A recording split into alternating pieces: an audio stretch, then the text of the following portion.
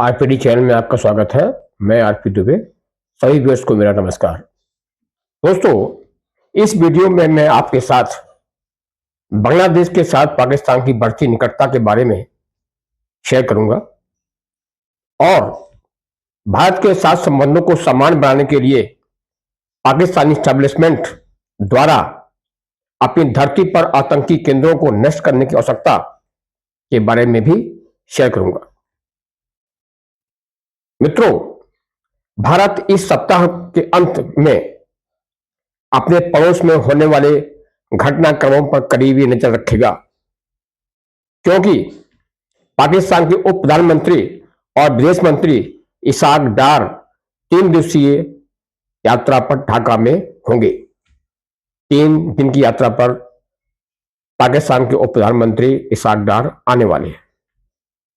दोस्तों, यद्यपि यह यात्रा इस वर्ष अप्रैल में प्रपोज थी, लेकिन ऑपरेशन सिंदूर के दौरान पाकिस्तान को मिली करारी हार के कारण इसे स्थगित कर दिया गया था। दोस्तों, आपको पता है कि ऑपरेशन सिंदूर जम्मू कश्मीर के पहलगाम में हुए जघन्य आतंकवादी हमले के बाद चलाया गया था। दोस्तों, बांग्लादेश की अंतिम सरकार के विदेश मामलों के सलाहकार तौहीद हुसैन ने बांग्लादेश के दैनिक प्रोथोम अलो को बताया कि अन्य देशों की तरह हम पाकिस्तान के साथ भी व्यापार, निवेश और लोगों की आवाजाही को सुगम बनाने पर ध्यान केंद्रित करते हुए सामान्य संबंध स्थापित करने का प्रयास कर रहे हैं। उन्होंने यह भी कहा कि अतीत में अनावश्यक रूप से शत्रुता, हॉस्टिलिटी का जो माहौल बनाया गया था, बांग्लादेश अब उससे दूर जाना चाहता है। लेकिन समान संबंधों की तलाश के साथ साथ 3 अनसुलझे मुद्दे अभी भी बातचीत में हैं। दोस्तों, ये जो स्टेटमेंट आया, ये तौहीद हुसैन, जो बांग्लादेश की अंतिम सरकार के, बांग्लादेश में भी इंटरिम गवर्नमेंट है, उसके जो फॉरेन अफेयर्स के जो एडवाइजर है टू मोहम्मद यूनुस, उन्होंने ये कहा है कि जो बांग्लादेश को कटु अनुभव रहा पाकिस्तान के साथ, अब वो उससे दूर जाना चाहता है और दोनों देशों के बीच व्यापार, निवेश और लोगों की आवाजाही को सुगम बनाना चाहता है। दोस्तों, इसाक डार बांग्लादेश के विभिन्न राजनीतिक दलों के नेताओं से मुलाकात करेंगे, जिसमें बांग्लादेश की अंतिम सरकार के मुख्य सलाहकार मोहम्मद यूनुस, विदेश मामलों के सलाहकार तौहीद हुसैन और बीएनबी की अध्यक्ष एवं पूर्व प्रधानमंत्री बेगम खालिदा जिया शामिल हैं। इन 3 लोगों से मुलाकात करेंगे। दोस्तों, चिंता की बात यह है कि इसाक डार ने जमात-ए इस्लामी बांग्लादेश के नेताओं के साथ मुलाकात करेंगे। यह एक कट्टरपंथी इस्लामी समूह है जिसने खुले तौर पर भारत विरोधी रुख अपनाया है और अतीत में माइनॉरिटीज के दमन के लिए दोषी ठहराया गया है तथा कथित आतंकवादी संबंधों के कारण बांग्लादेश की पिछली सरकारों द्वारा इस पर प्रतिबंध लगाया गया था। दोस्तों, जमात इस्लामी बांग्लादेश की एक कट्टरपंथी संगठन है। इसका रुख हमेशा इंडिया के खिलाफ रहा और इस कारण से जो पिछली गवर्नमेंट थी बेगम खालिदा हसीना की, उन्होंने इस पार्टी पर, इस संगठन पर प्रतिबंध लगा दिया था। दोस्तों, यूनुस के लीडरशिप में बांग्लादेश की वर्तमान सरकार पाकिस्तान के अशांत इतिहास और मुक्ति संग्राम के दौरान पाकिस्तानी सेना द्वारा किए गए हिंसक एवं क्रूर अत्याचारों के बावजूद उनके साथ घनिष्ठ संबंध बनाने की कोशिश कर रहा है। पिछले साल दिसंबर में मिस्र में एक सम्मेलन के दौरान शहबाज शरीफ से मुलाकात के दौरान उन्होंने कहा था कि वह ढाका के 1971 के खूनी अलगाव से जुड़ी लंबे शिकायतों का समाधान करना चाहते हैं उन्होंने जो मिस्र में जो एक मीटिंग हुई थी उसके साइड लाइन्स पर यूनुस ने शहबाज शरीफ से मुलाकात की थी और उन्होंने कहा कि 1971 में जो अलगाववाद से जो जुड़ी लंबी शिकायतें थीं का समाधान करना चाहते हैं यूनुस। यूनुस ने पाकिस्तान की विदेश सचिव अम्मा बलूच की ढाका यात्रा के दौरान भी कहा था कुछ बाधाएं हैं, दोनों को उन्हें पार करने और आगे बढ़ने के रास्ते खोजने होंगे। उन्होंने यह भी कहा कि वो लंबे समय तक एक दूसरे को याद करते रहे क्योंकि उनके रिश्ते ठंडे पड़ गए थे। तो इन्हें उन बाधाओं को पार करना होगा। दोस्तों, ये सब बातें पीछे शहबाज शरीफ से और जो पाकिस्तान की जो विदेश सचिव हैं अम्मा बलोच की ढाका यात्रा के दौरान हुआ था। ये जो वार्तालाप है यूनुस और उनके बीच हुआ था। दोस्तों, इसहाक डार की यात्रा इसलिए महत्वपूर्ण है क्योंकि पिछले साल अगस्त में शेख हसीना की नेतृत्व वाली लीडरशिप वाली अवामी लीग की सरकार के तख्तापलट के बाद से वह बांग्लादेश का दौरा करने वाले तीसरे पाकिस्तानी कैबिनेट सदस्य होंगे। दोस्तों, जब पिछले साल जो है जो शेख हसीना की जो सरकार थी अगस्त के महीने में उसका तख्तापलट हो गया था।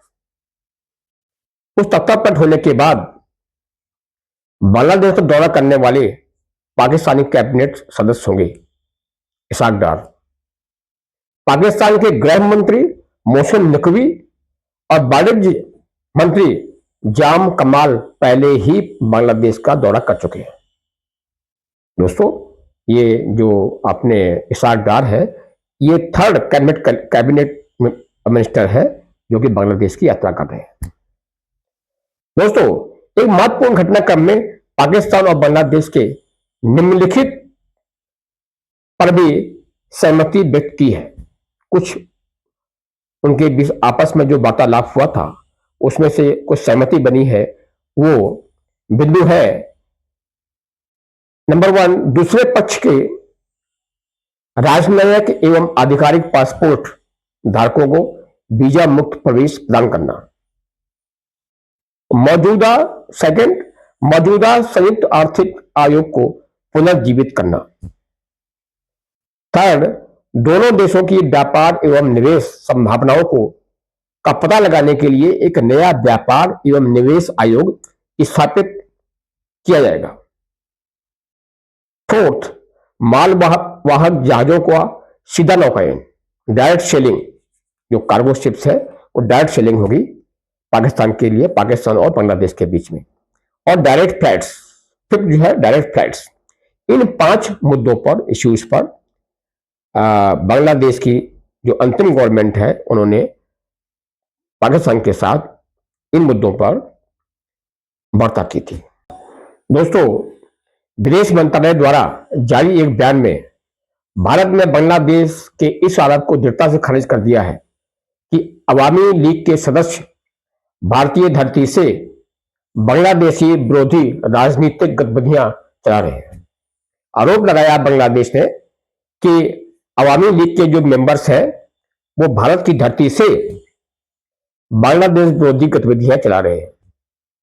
लेकिन भारतीय सरकार ने, अपनी सरकार ने स्पष्ट कर दिया है कि इंडियन गवर्नमेंट भारतीय धरती से किसी अन्य देश के विरुद्ध राजनीतिक गतिविधियों की अनुमति नहीं देती है।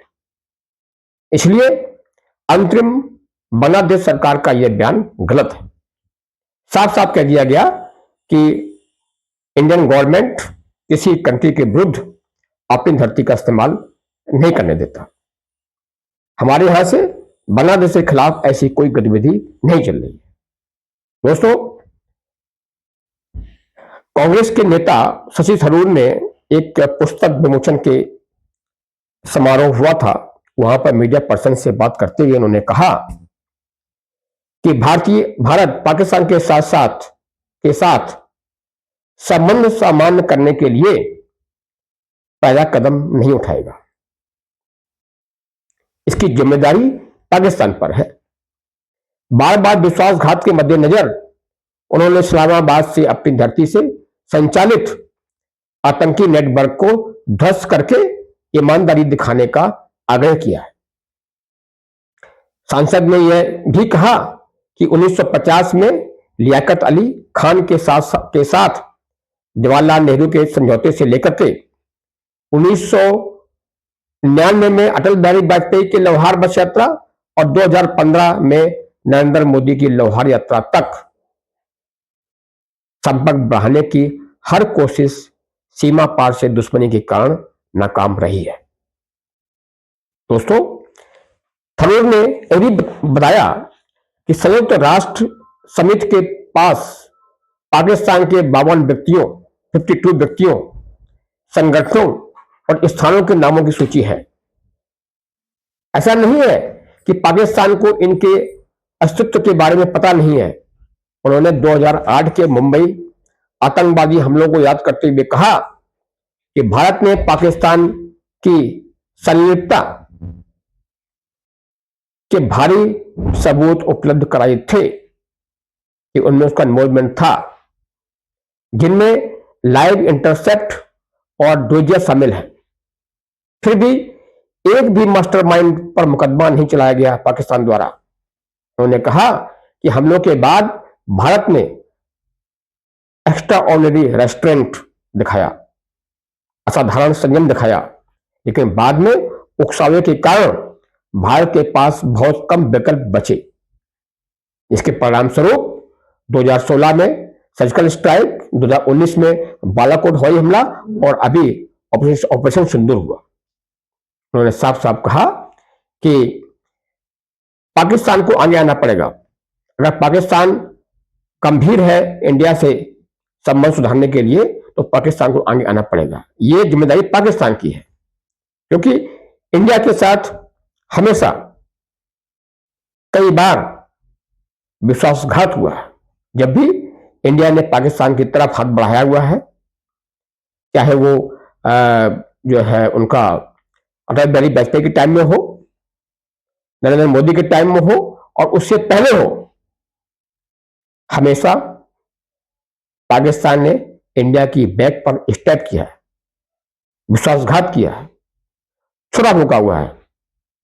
इसलिए अब जिम्मेदारी पूरी पाकिस्तान की है कि उसे अपने यहां पर जितने भी आतंकवादी संगठन है उनको ध्वस्त करना पड़ेगा और यह प्रूव करना पड़ेगा कि पाकिस्तान इंडिया के साथ संबंध सुधारने के लिए गंभीर है।